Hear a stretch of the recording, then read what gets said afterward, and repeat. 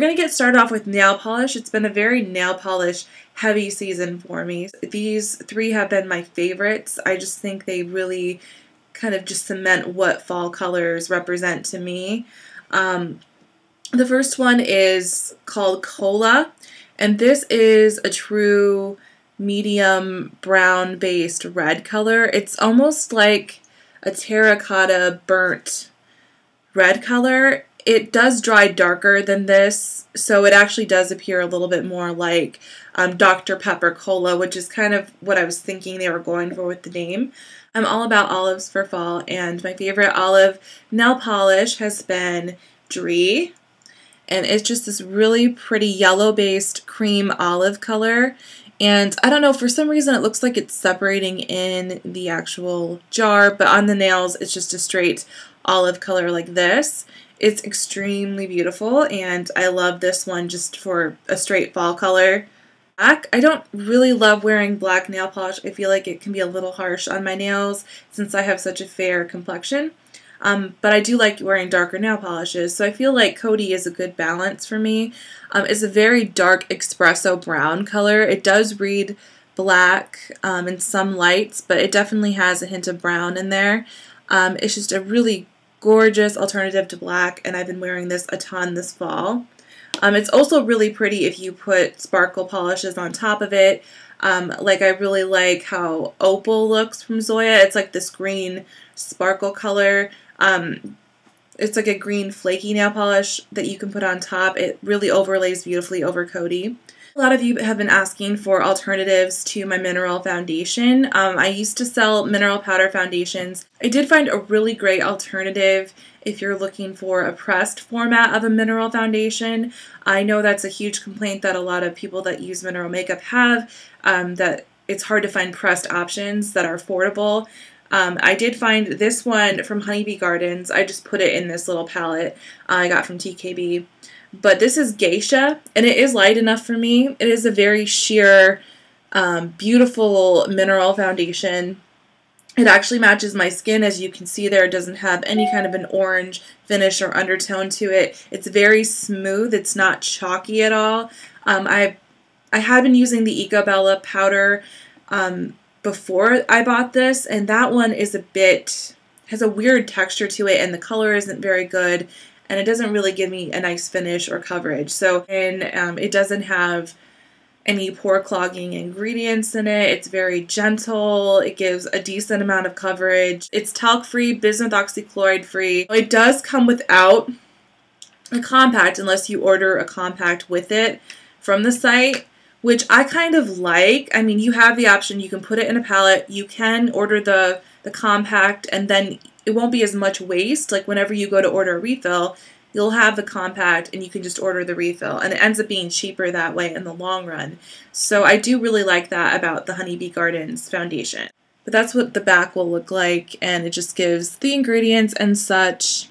And I got mine on Vitacost. I think it was under $8, so that is a really affordable, nice kind of powder. I'm trying to shop my stash and use some products that I have kind of just sitting in the back of my drawer, and I remembered I really liked this one for fall. It's Blushing Rose, and it's just this really pretty pink red color. It looks absolutely gorgeous. The texture of it can be a little bumpy, but the color is really pretty, and it is easy to apply. It just feels a little rough in the pan itself, but the color and the blendability and all of that is perfect. So that's Blushing Rose, and as you can see, it's just kind of a pink red color, and it blends out really beautifully on the skin. It's just a nice, beautiful fall kind of color. Super in love with Lady of Light cream highlighter. I've been using this a ton. I didn't put it on today because I wanted to actually demo what it looks like when you put it on. It is a very beautiful peachy gold color with copper undertones to it. It is really hard to explain, but trust me, when you wear it, it definitely has this gorgeous kind of pearly glow to it. I'll put some on so you guys can see. It's very natural. It's not going to be an over-the-top kind of highlighter. And this one is based on Galadriel because she's a very glowy and ethereal kind of looking character in Lord of the Rings, so I just thought this would be kind of the perfect option for her. just luminescence to the skin, and it's very wearable and pretty and just a really versatile highlighter color. It would work with a lot of different skin tones, and I wanted to make like an alternative to all the pink cream highlighters I've seen out there. So this one is just, I'd say the closest dupe I could think of is MAC's Pearl Cream Color Base. I think that's what it's called. But this is different. It does have like a little bit of copper duochrome to it and gold, and it's very, very luminescent on the skin. On my lips, I've been wearing basically 3 colors all fall. My first one that I've been wearing like daily, it's like my daily lip color, it's like my lips but better, is the Evenstar Lip Butter from the One Ring collection. It's just this like bronzy berry color, and I have it on my lips right now. It's like a sheer but buildable color, and it's extremely moisturizing. It has like avocado, mango butter, it has cocoa butter in it, jojoba oil. It's just a really moisturizing lip butter. I made it as like my alternative to the Revlon lip butters, except this is an all-natural vegan version of it. And it has my signature vanilla mint flavor that I put into my Molly's Lips formula. I wanted to discontinue that and make a better formula, so this is kind of like my new version of the Molly's Lips lip balms, except these are lip butters and they're meant to be more pigmented than those. And this one again is based on Arwen's character in Lord of the Rings. It's based on the color that Liv Tyler wears. Like the idea was for the Clinique Almost There lipstick, or almost lipstick, the black honey color. It's supposed to be kind of like that color. I'll swatch it for you guys. Like that one looks almost black in the tube, but if you see it swatched anywhere, it's actually more of a berry kind of color. And I added a bronze to it as well underneath, just to make it more wearable and a little more earthy. I've also been very into red lipstick. I usually kind of get into that vibe when it gets to be winter and fall.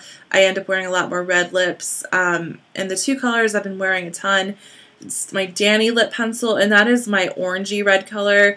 You can wear this 2 ways. You can wear it straight on the lips like this, and it kind of has a glossy finish to it. So you can wear that in that kind of a way, or another great way to wear it is to apply it straight and then blot it with a tissue, and then it almost becomes like a lip stain, like it becomes kind of more matte on the lips, and that makes it last longer and makes it look and gives it like a different, more retro look. So I did that for my anniversary. I'll insert the picture here of me and my husband on our anniversary. The color I will be making without the flavor, I'll be keeping the color in my line. It's going to be called Red Baron instead of Dani, and it's going to be made without the caramel flavor oil, but that will be like the only difference in the actual lip pencil. So it's going to be called Red Baron eventually, but for now I'm going to sell the Dani pencil until it sells out. That's kind of my plan, but I definitely want to keep this color because it's really, really pretty. And my absolute favorite lip pencil, lip color that I feel makes a huge statement for fall is Crucify, and it's definitely my most popular lip pencil that I've made this fall from my Funny Lip Shape line. It's this gorgeous dark red with a hint of purple to it, and it ends up being a very versatile color because you can wear it full like this for a very vampy, grungy kind of look, or you can kind of sheer it out and it turns into this really pretty wine kind of red color like that. You can see that.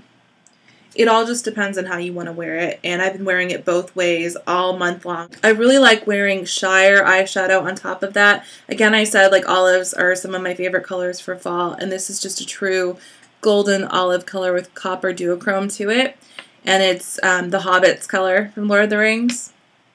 I'll show it on its own and swatched on top of my Precious so you can see. But that's the color. And you can kind of see that it has that copper duochrome to it. And that's what it looks like on top of my Precious. I've been wearing champagne eyeshadow from Pumpkin and Poppy a lot. This is a great everyday lid color. It is just a staple for me. It's not quite a gold. It's not super warm toned. It's more of a light bronzy gold, like a champagne kind of color, which is why I called it that. I've also been loving my jewelry from Leah Hoffman Jewelry Designs. She actually does have a store now on Etsy, so I know before she was just selling through her Facebook, but she does have an Etsy shop now, which I will link in the down bar. I ordered this as a custom piece, and she made this in one day for me. It's this Viking knit kind of texture, so she like hand knit this copper wire for me, and then there's turquoise inside of it. This one reminded me of like Game of Thrones kind of thing, so I really like it, and it's just a really gorgeous kind of fall bracelet for me. I like that it has the copper and then the blue. I think it kind of brings out my eyes, and really do enjoy her stuff a lot. So that's been like a fashion favorite for me this month. And then the fall is all about boots for me. Like, I love wearing boots, and I've been looking for a good pair of vegan motorcycle boots that were in my price range for a very long time, and I found some from Target. I really do love these. There's no animal byproducts in them whatsoever, and I just think they're really well made. I've worn them like a ton, and I have had no issues with them, you know, falling apart or scuffing or looking bad. I've been wearing them a ton, so I highly recommend these boots from Target. And I just think they're cute with skirts. I think they're cute with pants. I think they're cute with all kinds of outfits. And I like that they're more low profile than a lot of my other boots that come mid-calf. I feel especially for us short girls, we need to make our legs look as long as possible. So I do like that these are more short and slouchy. And they kind of give like a tough masculine vibe to your look. So if you, like my style is I like to pair more androgynous pieces with feminine pieces, and that's just kind of like my style, basically. I don't like anything too soft or too girly. I have to have like a harder edge to the look. So that's just always been my style. So I think those pair really cute with skirts and things like that to give them a little bit of that edge back. And my favorite book of the month has been Geek Love. I've been really into that book. They realize that their carnival is kind of going bankrupt, and they're losing their circus freaks. So they kind of decide to make their own family of freaks I guess the mom kind of takes all kinds of drugs and chemical substances and does crazy things during her pregnancies to get her children to be kind of deformed or have weird attributes, and they're definitely not the poster family for like functionality. They're definitely dysfunctional, but it's very entertaining to me. I really like it, and I don't want to give too much away, but it reminds me like of Chuck Palahniuk's style quite a bit. So if you like his writing, you'll definitely like it.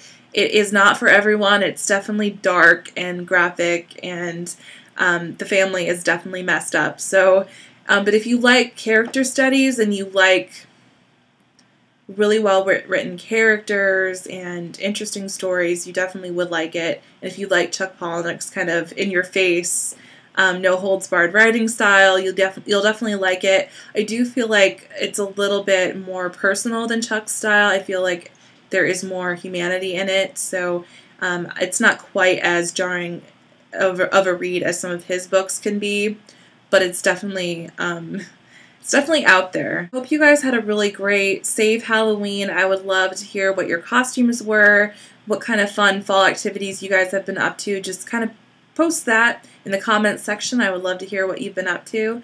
And definitely subscribe to my website, veggiebeauty.com. I've been writing a lot more articles on there, and I've been giving website exclusive coupon codes through there, so it's free to subscribe. So I hope you guys are all doing well, and we'll talk to you soon. Bye!